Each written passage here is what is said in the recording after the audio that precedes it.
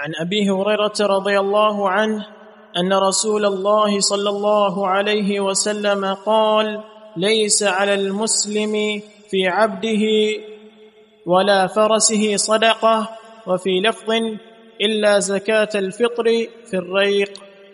اس حدیث کا عنوان یہ ہے کہ ایک شخص کے پاس غلام ہیں، نوکر ہیں، یا گھوڑا ہے سواری کے لیے، یا آج گاڑی ہے، اس پر زکوٰۃ ہے یا نہیں. اور اس کے راوی ابو ہریرہ رضی اللہ عنہ ہیں، فرماتے ہیں کہ رسول اللہ صلی اللہ علیہ وسلم نے ارشاد فرمایا لیس علی المسلم فی عبدہ ولا فرسہ صدقہ، مسلمان پر، اس کے غلام اور اس کے گھوڑے پر صدقہ اور زکوٰۃ نہیں. نہ وہ غلام کی زکوٰۃ دے گا، نہ اپنے گھوڑے کی زکوٰۃ دے گا.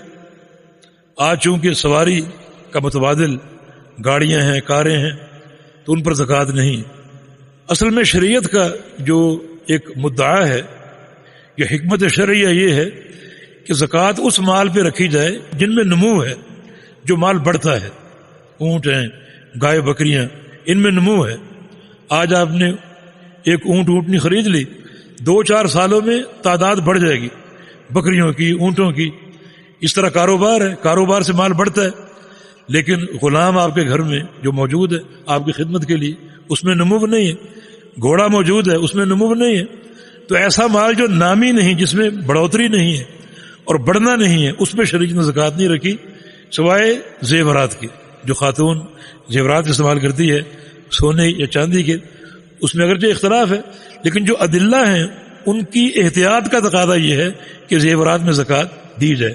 حالانکہ زیورات میں نمو نہیں ہے، مگر شریعت نے زیورات میں زکوٰۃ رکھی ہے.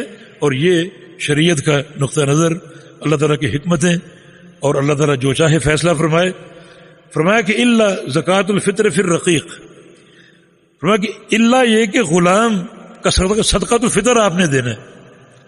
یعنی غلام پر زکوٰۃ نہیں ہے، لیکن غلام پر صدقۃ الفطر ہے جو مالک دے گا. وہ بھی کب؟ جب غلام مسلمان ہو.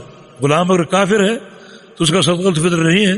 ہاں اگر وہ مسلمان ہے تو اس کا صدقۃ الفطر دینا پڑے گا اور وہ مالک دے گا. جی.